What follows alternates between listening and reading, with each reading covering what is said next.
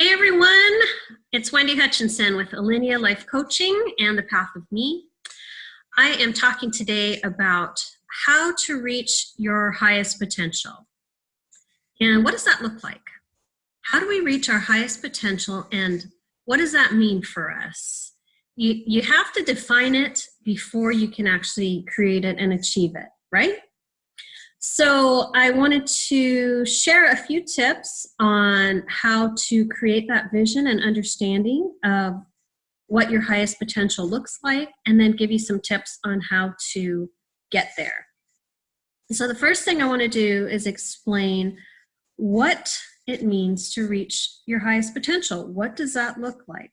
Most people directly go immediately to financial gain and success. Financial success is usually the number one thing people think of when it comes to reaching your fullest potential. And I agree, that is one aspect of you living your best life, but it's not the only aspect.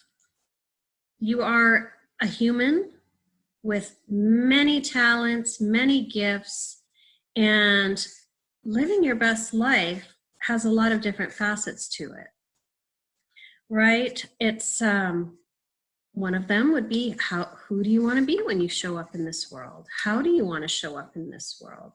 What does that look like if you're living your best life? What kind of living environment would you have if you were living your best life? And I'm not talking about what society tells us means success. I'm talking about what resonates for you as an individual.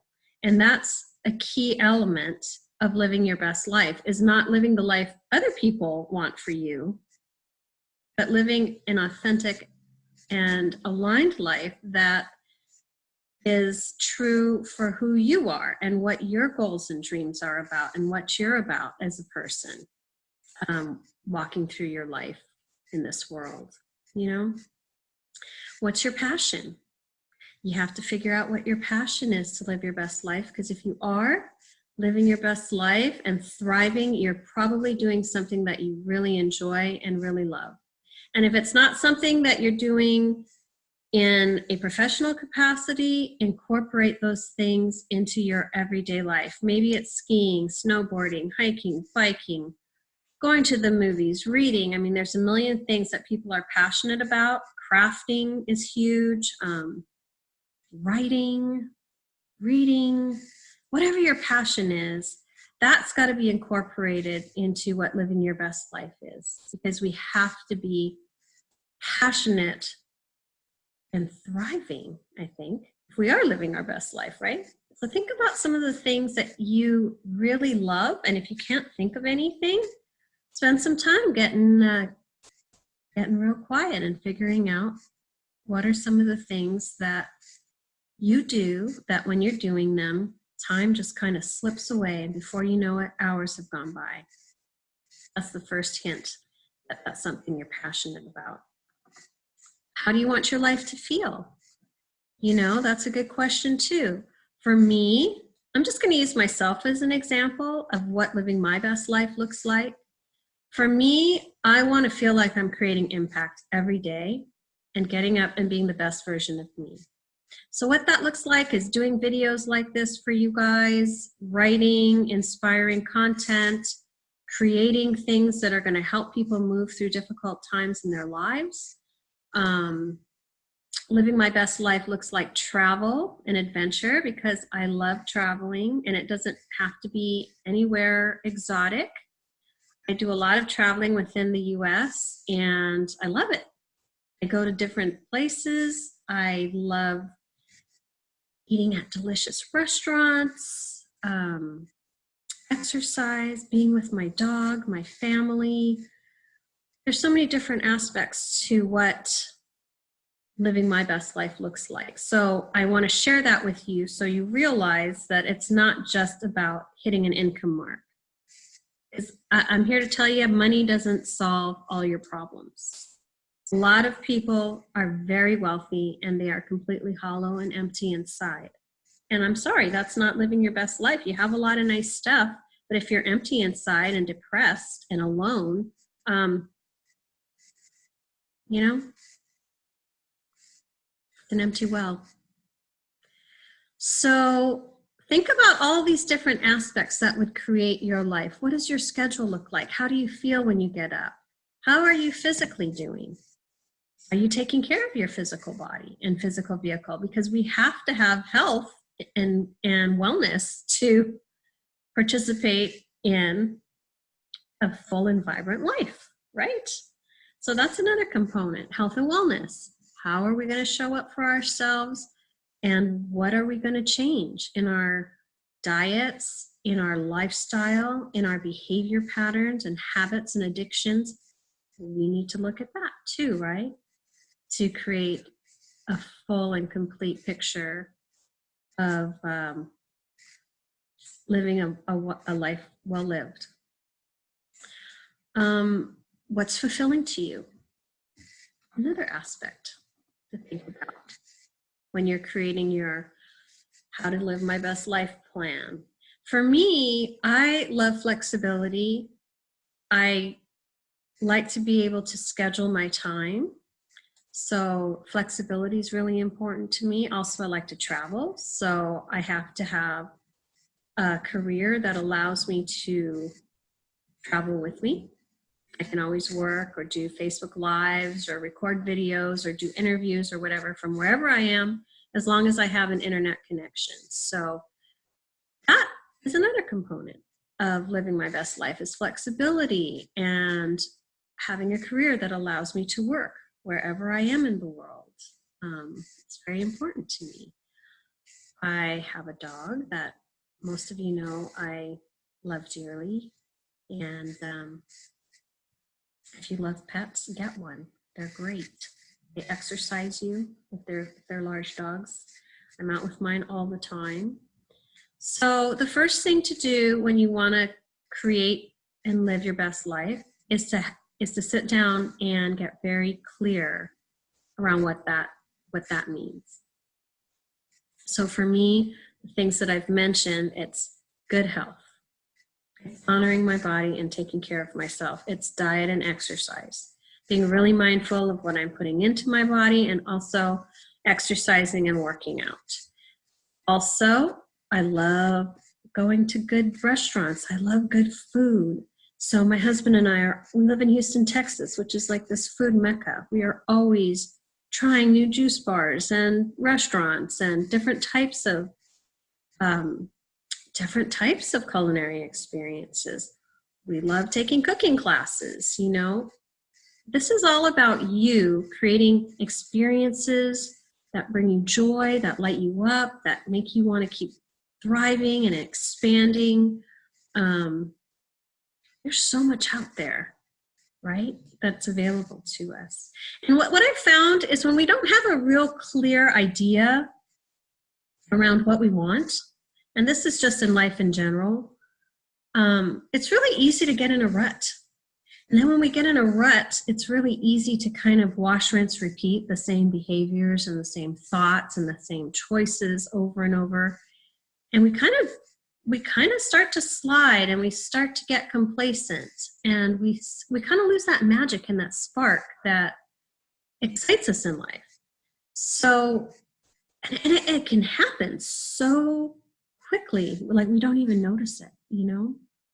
So I'm a real believer in constantly doing new things, trying new things, mixing it up.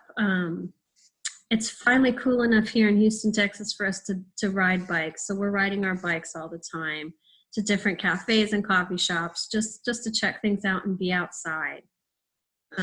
Being out in nature is a big one for me, and there isn't a whole lot in Texas, not in Houston, in the city where I live. So I'm literally right downtown, about a mile from downtown. So, you know, getting out on the bike trails and stuff is the best I can do, and I try to incorporate that into my everyday life. So number one, get clarity around who you want to be and how you want to show up in this world. That is going to point you in the right direction. You need to create the vision first. The next thing is to get really honest with yourself about what you are doing that isn't aligned with your truth or that vision? Where are you compromising yourself energetically, physically, emotionally? And what are you doing that is taking away from energy you can be putting towards living your best life? Maybe you are saying yes when you want to say no. Setting boundaries is a huge, huge element of this process. It's an honoring of yourself and your time. It's an honoring of your truth. And it can be difficult because people are going to be disappointed. But we've reached a point in our lives right now where it's critical to honor yourself. Be honest with what works for you and start to grow a pair and set boundaries with people. Because no one's going to do it for you. The more you give, the more people take and expect. So if you are a chronic giver, if you're always serving people at your own expense, eventually you're going to burn out and or get resentful or both. So there's no one more important than you, and it's up to you to set the boundaries that are going to honor that and force people to honor that, honor you, honor your time, honor your sanity, honor your energy and resources. So important. So get clarity around what living your best life looks like. Be honest with yourself about behaviors and patterns and things that are not aligning with that vision. Set boundaries and honor yourself. And then this is the critical part. You need to start cutting everything that doesn't align with you. And I mean everything. And you know what we're masters of? We're masters of making excuses around why we need to hold on to shit that does not align with who we are. We make excuses for staying in bad relationships. I mean, there's a list a mile long about how you can't leave this person or abandon this friend or what will happen. You know what will happen? Your life is going to get 100 times better. That's what's going to happen. And yet people cling to things that don't serve them or benefit them or align with their truth. They just sacrifice themselves over and over and over by staying in relationships that don't align. If you stay in relationships, and I'm talking about friendships, family relationships, partnerships, marriages, whatever it is, and they don't fully align with you, you know what happens in those relationships? You start carving away pieces of your soul and compromising yourself. And year after year, this happens. And it's like the slow erosion of yourself. It's terrible. It's terrible. You know, I know a lot of people right now are clicking and turning my video off. They're like, don't tell me what to do. I'm going to stay in this relationship if it kills me. Okay, well, good luck with that. I'm just saying, if you really want to live your best life, it requires cutting the ballast, and I mean everything that's not in full alignment with you. If you're in a hot air balloon and you're trying to rise, which is what the point of this whole journey is, right? For us to be living in a place of magic, expansion, joy, love, positivity, possibility. That's the whole point of life, is to get to that space, and that requires us to rise. If you're in a hot air balloon, if you are the hot air balloon and you are holding on to all this density and weight, you're not going to get very far off the ground, my friends. If you want to elevate and live your best life, you're going to have to cut some shit out. And that could mean bad behaviors, negative behaviors. It could mean, you know, it could be that you don't sleep enough. That's not going to benefit you from a health perspective. Maybe you're a stress eater and you're not really dealing with your emotions. That's not going to benefit you in the long run, because it's going to create this whole host of secondary issues, right? You're stressed, then you're in the pantry, you're shoving all kinds of things mindlessly into your mouth, and you feel better temporarily, but then comes the guilt, then comes the shame, then comes the 10 Christmas holiday pounds because of all those cookies that were so good and we couldn't resist. And then there's this whole shaming aspect. It's like this vicious circle. And we're so good about, being that hamster on the wheel and going around the circle over and over and over and over again.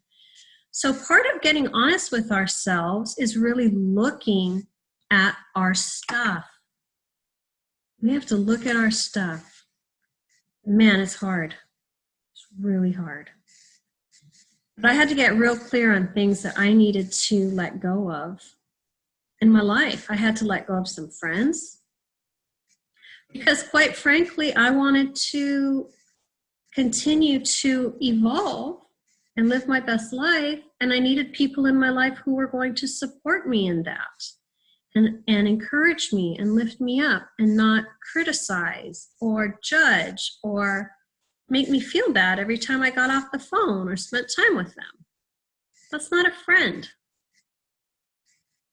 That is a weight that holds you back, So I had to get really clear about who is a real friend for me and who is just sucking energy from me.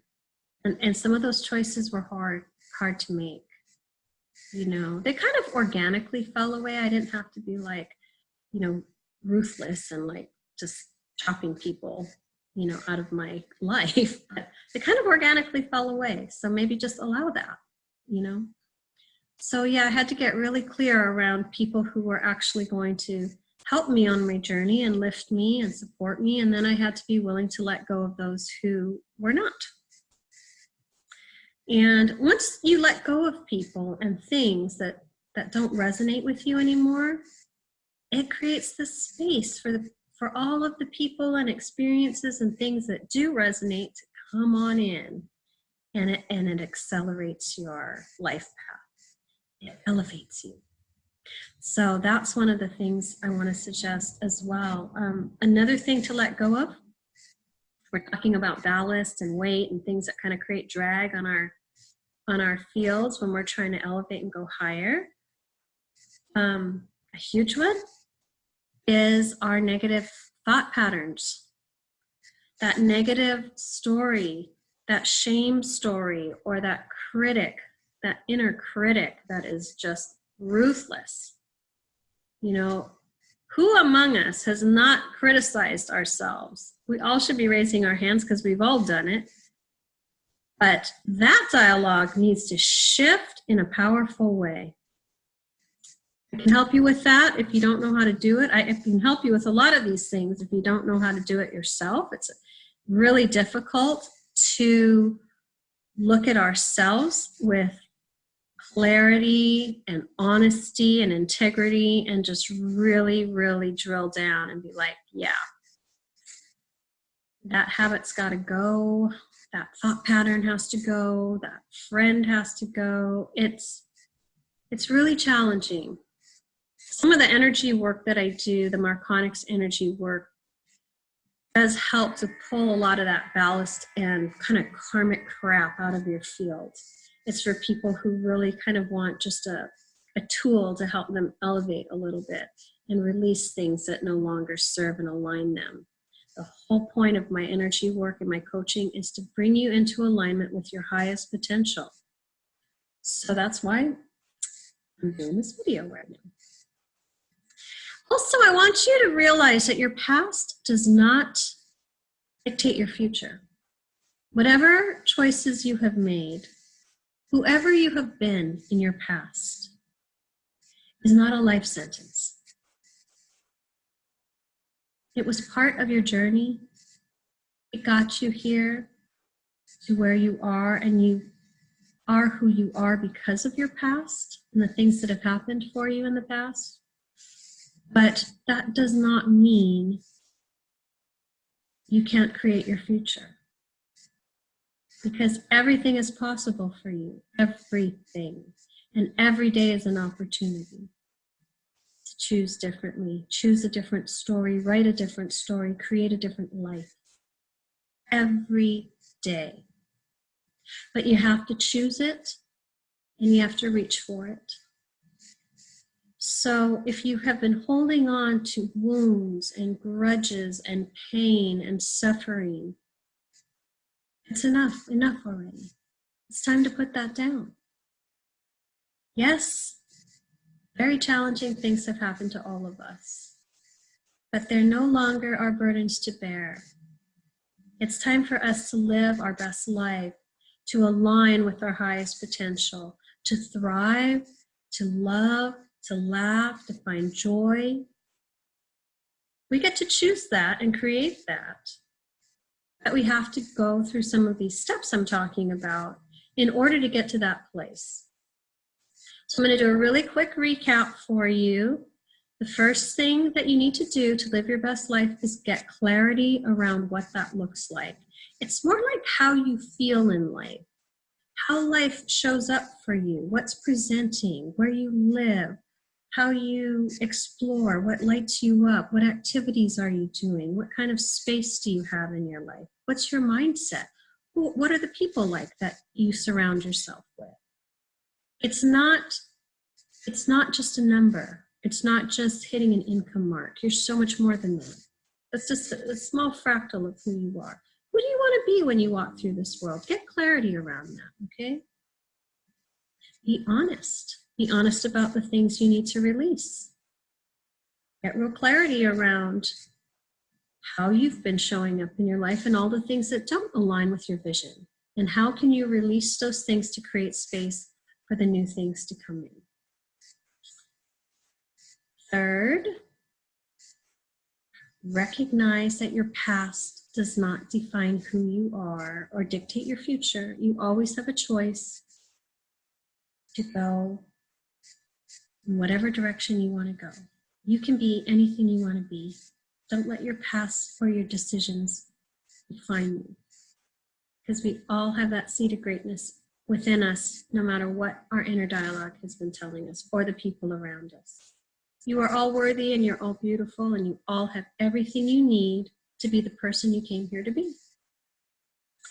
So I'm going to end with that. I hope you all have a beautiful day. I hope I wasn't too aggressive.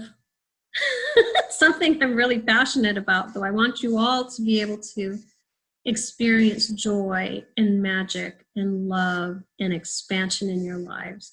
But it does, some assembly is required. It's not like you take a magic pill and everything's better. Typically, if you're doing that or medicating, everything over time gets worse. So anyway, I'm Wendy Hutchinson with Alinea Life Coaching. Check out my website below if you'd like to talk to me about, whatever you need help with. I hope you all have a great day.